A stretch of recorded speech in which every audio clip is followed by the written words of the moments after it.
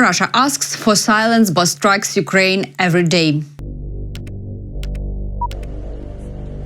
Will there be a ceasefire on May 9? At the same time, Russia shows that Churchill, de Gaulle and Roosevelt welcomed the Russian army. Russian army that tore the guts out of the German military machine. I'm Albina Pidhirnyak. We will analyze the news of Ukraine and the world together. Russia claims that it wants silence on May 9, but it is shelling Ukrainian territories every day. Volodymyr Zelenskyy showed in his telegram the disaster that Russia has caused just this week.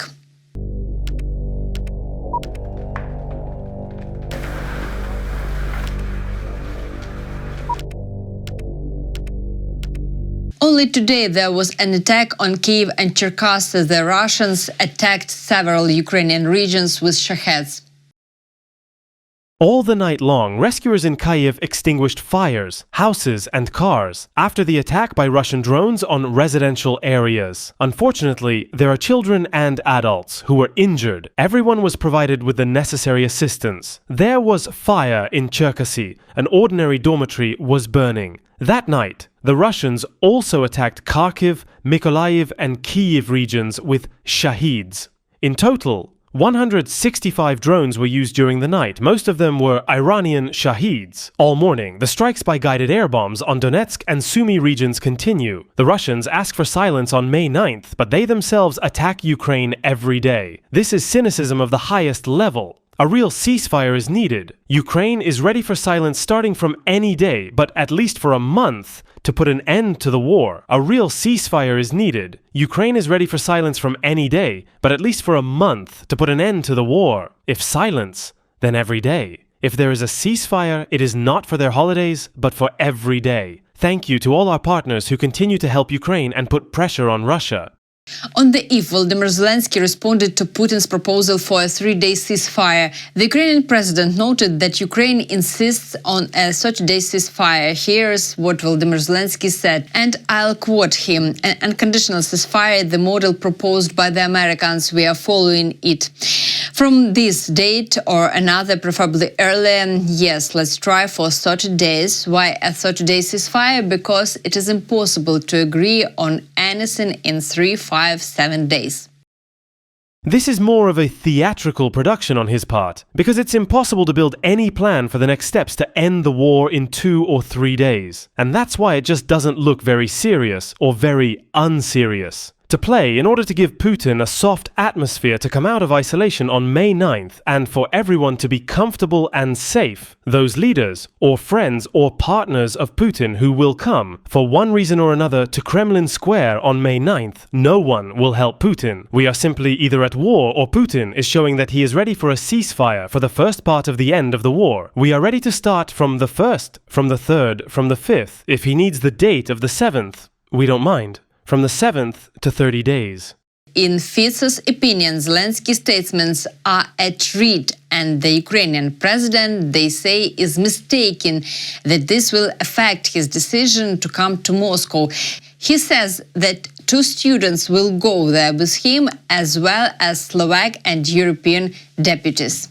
Ladies and gentlemen, I have to respond to external factors. First, I have to object to the statements of President Zelensky, who allegedly threatened that anything could happen during the celebration of the victory over fascism on May 9th in the Russian Federation. This is unheard of. It's just ridiculous to me. The way Mr. Zelensky is telling us, I'm a small player, I'm not the one in question, but he's telling the Chinese president, he's telling the Brazilian president, he's telling presidents and heads of state and prime ministers from countries with hundreds of millions of people that you shouldn't go there cautiously because we, Ukraine, will do something to you. This is not how it is done. I refuse such threats because of security. I fully believe that the safety of the participants is an internal matter of the Russian Federation. But if Mr. Zelensky believes that his shout scouts will cause foreign delegations not to come there, then this is a huge mistake, but I had to speak out against this way of speaking. I am very sorry that Mr. Zelensky and others are mixing the past with the present. My God, these were Ukrainian soldiers who were dying.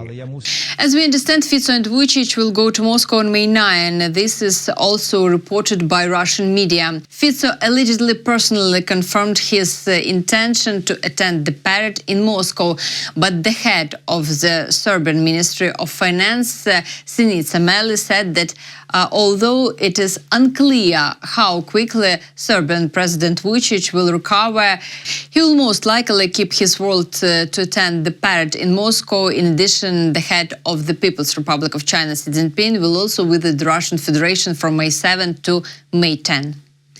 Meanwhile, in Russia, on the eve of so-named Victory Day, the inadequacy is reflected in new forms. Simonyan posted a video in her Telegram that was made by the propaganda channel Russia Today. In it, with the help of artificial intelligence, they generated Winston Churchill, who allegedly prizes the Russian army during the Second World War. This is how the Russians distorted the image of Churchill, de Gaulle and Roosevelt. No two militaries are more intertwined than ours. No two countries have done more together to keep people safe. And in a few weeks, we mark VE Day, the 80th anniversary of victory in Europe. Britain and America fought side by side to make that happen. I shall take the occasion to repeat tomorrow in the House of Commons what I've said before. That it is the Russian army that tore the guts out of the German military machine and is at the present moment holding by far the larger portion of the enemy on its front. Putin himself, meanwhile, pretends that everything in Russia is going according to the plan, as they like to say. There was a noticeable trend that when something bad happened in Russia, they would broadcast Swan Lake.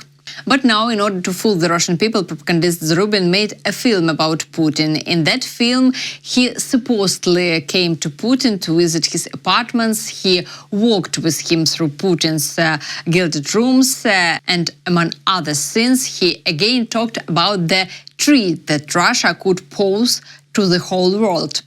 In particular, he talked about the nuclear threat. It looks cynical how, in the midst of the seemingly everyday conversion, propagandist Zarubin, sipping kefir, asks Putin if he can use nuclear weapons.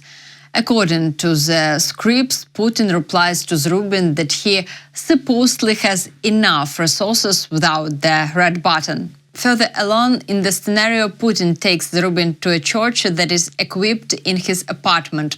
I suggest you watch this video, which simply breaks all the walls of reality. When they provoke us, provoke us, provoke us. Even there, NATO missiles have already started to hit us, and people, many of them, already had a desire, roughly speaking, to strike back.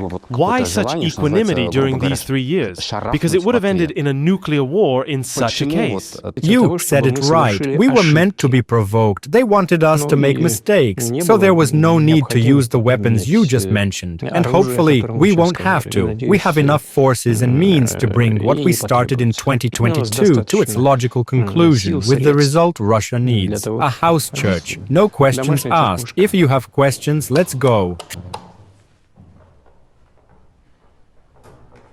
Further along in the scenario, Putin takes Zarubin to a church that is equipped in his apartment. I suggest you watch this video, which simply breaks all the molds of reality. Putin will threaten the world with nuclear weapons until he is stopped by force. Russia doesn't understand the format of diplomatic agreements, and that is why Russia will negotiate when it is really forced to do so.